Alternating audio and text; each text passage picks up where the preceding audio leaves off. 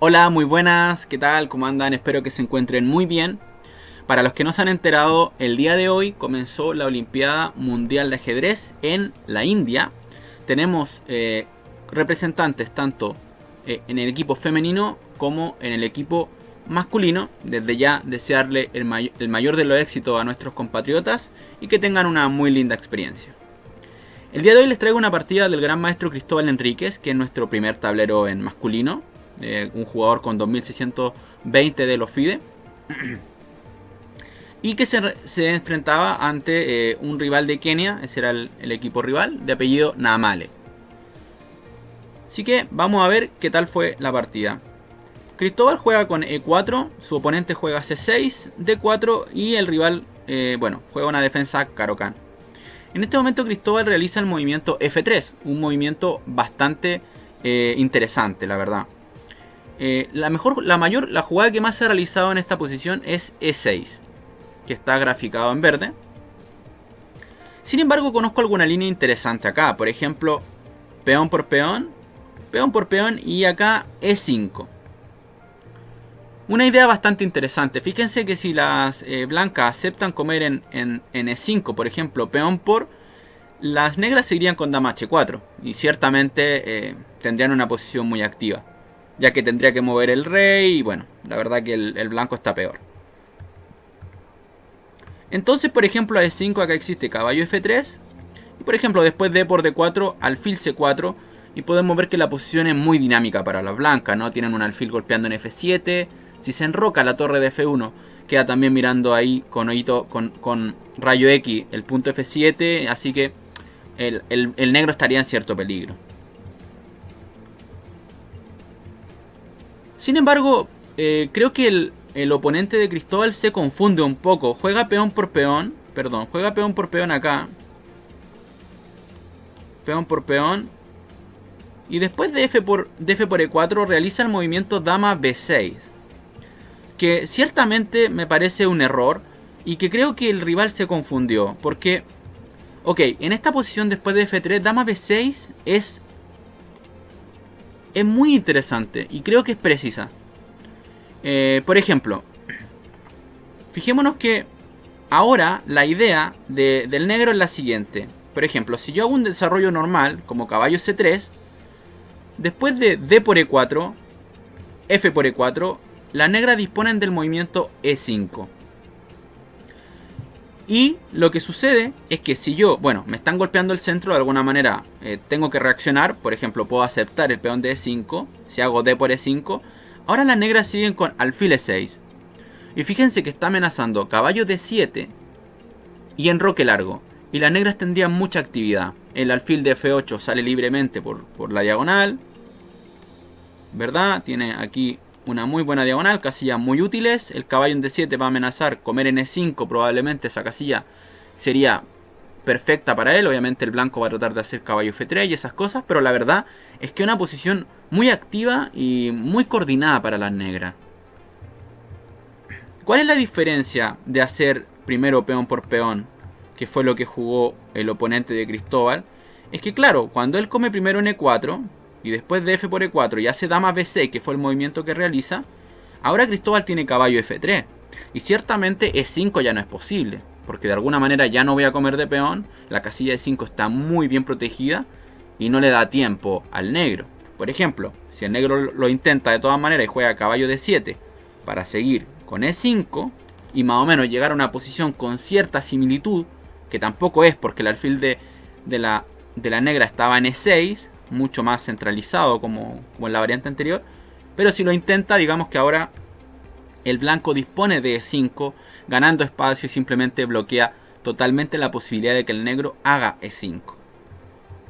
A mi criterio es que el rival de Cristóbal se confunde de variante y simplemente juega dama B6 en otro orden y simplemente acá no da tiempo a jugar E5.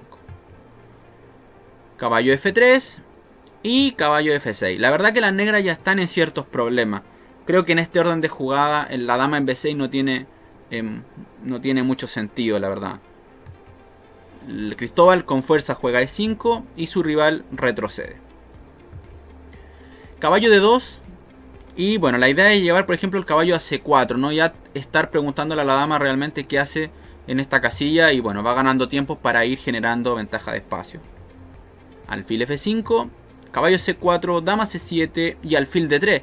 Esta jugada me parece interesante, la verdad, porque creo que el concepto es muy inteligente de parte de Cristóbal. Él ve que el alfil en F5 realmente puede ser una pieza, bueno, digamos, no está amenazando nada grave, pero es una pieza ciertamente activa. Puede que, ¿verdad? La estructura de peones del blanco está en casilla negra, el alfil se mueve por blanca. Bueno, simplemente lo va a cambiar y se da cuenta que de esa manera puede ir aprovechando también ciertas casillitas centrales, ¿no? Por ejemplo, la casilla de 4. De repente, si el otro juega E6, va a ir aprovechando ahí para entrar en D6. Tiene un buen concepto del control de casillas blancas luego. Luego vamos a ver cómo lo aprovecha, de hecho, de gran manera. Alfil por D3, dama por E6, enroque corto y H6. Bueno, digamos, ya el negro la verdad que está en ciertos problemas acá, no tiene desarrollo. La verdad que H6 es una jugada, digamos, la mejor de la posición dentro de lo poco que se puede mover. Es que claro, evita ciertos saltos, por ejemplo, del caballo a G5. Bueno, digamos que evita algunas cosillas que pueden traerle aún mayores consecuencias. Alfil F4, termina el desarrollo de piezas menores. Caballo D7 y alfil G3. Este también es otro movimiento para detenerse. Porque, ok, las negras van a intentar hacer B5 en algún momento.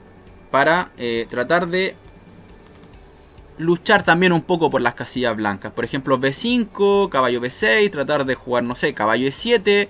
Tratar de ir trabajando un poco las casillas blancas. Tratar de luchar un poquito por esas casillas. Y no quedarse ahí esperando, ¿no? Entonces, uno de los movimientos interesantes es el movimiento A4. Para evitar de cierta manera la jugada B5. Por ejemplo, si el negro juega B5 ahora, el blanco puede capturar y caballo E3, amenazando el peón de B5 y amenazando la jugada D5. Era una idea interesante jugar A4 ahí.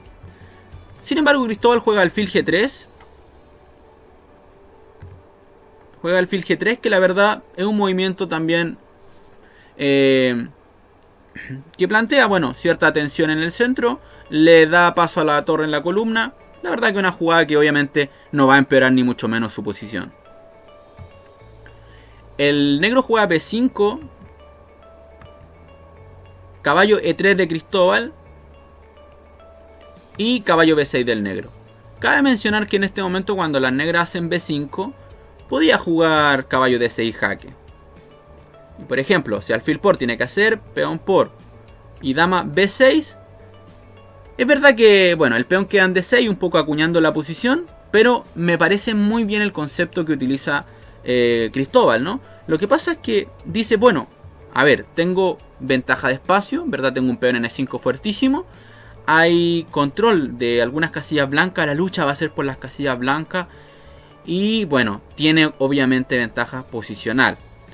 Por lo tanto, él decide mantener piezas en el tablero. Dice, bueno, ¿para qué voy a cambiar mi caballo en D6 si básicamente su alfil poco puede moverse, sus piezas poco pueden moverse? No le voy a cambiar pieza. Y juega caballo E3.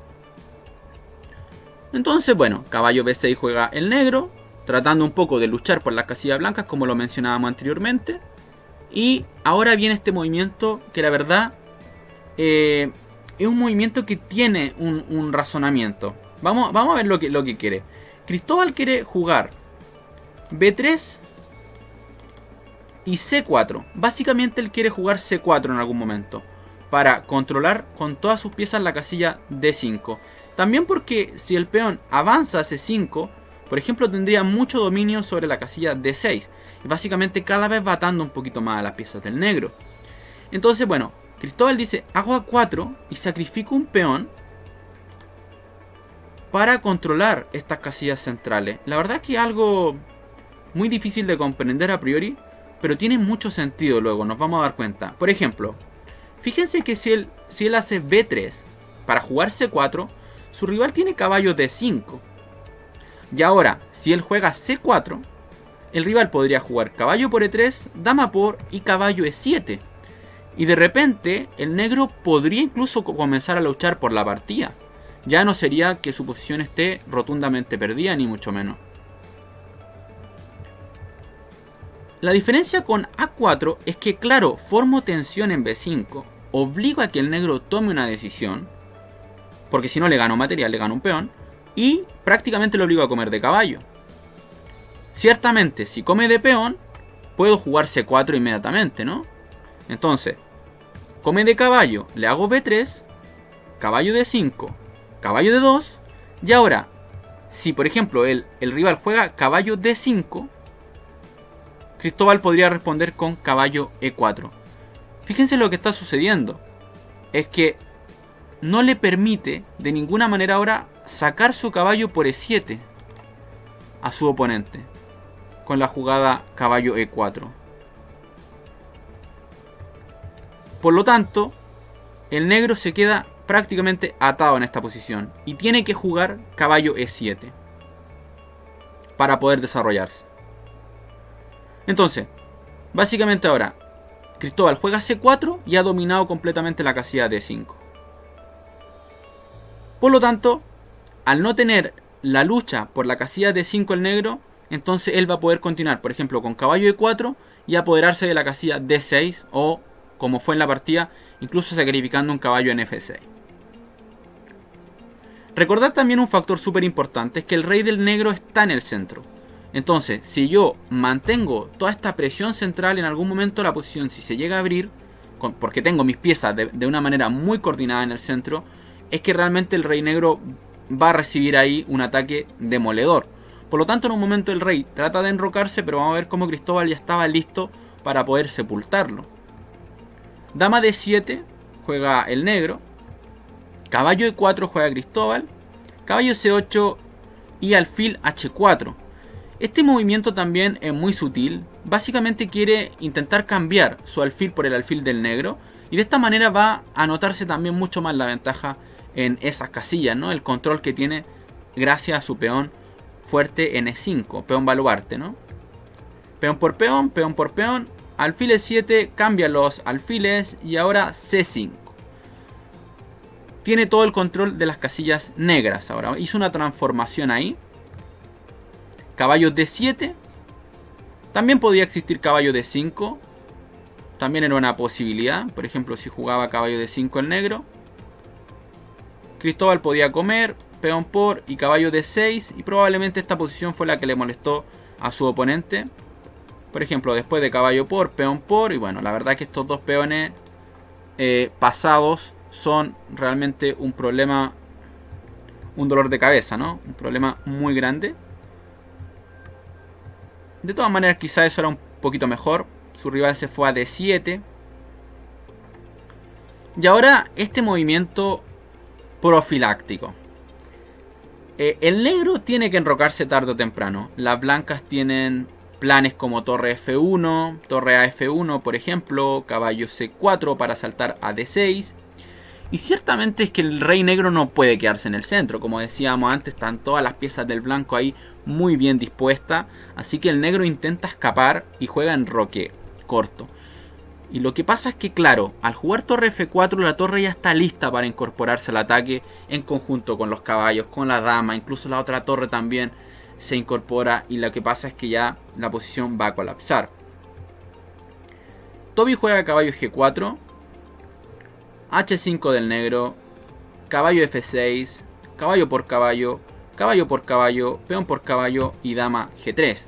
Básicamente la dama con la torre van a ser decisivas para reventar al rey negro. Después de rey H7, torre H4, rey H6 y dama G4. Es interesante acá, vale mencionar acá un poco antes, que dicen siempre cuando uno combina estas combinaciones de mate, que uno sacrifica una pieza da mate y la otra lo defiende. Pero en este caso Cristóbal sacrifica dos piezas, bueno, sacrifica el caballo porque el otro captura de su caballo y luego ejecuta el mate exactamente con dos piezas. Bueno, felicidades, una grandiosa partida de Cristóbal, tiene un poco de todo, estrategia, una combinación final muy precisa, la verdad, y también una apertura muy interesante con ciertos detallitos que vale la pena mencionar.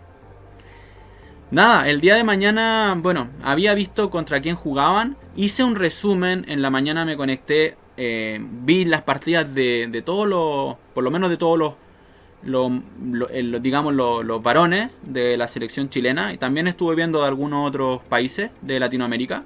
Por si quieren seguirla, en la descripción del video voy a dejar mi Twitch, ahí es donde está el video completo. Así que nada, le mando, bueno, de nuevo, ¿no?, el mayor del éxito a nuestros representantes. Y a todos ustedes los veo en el próximo video. Hasta pronto.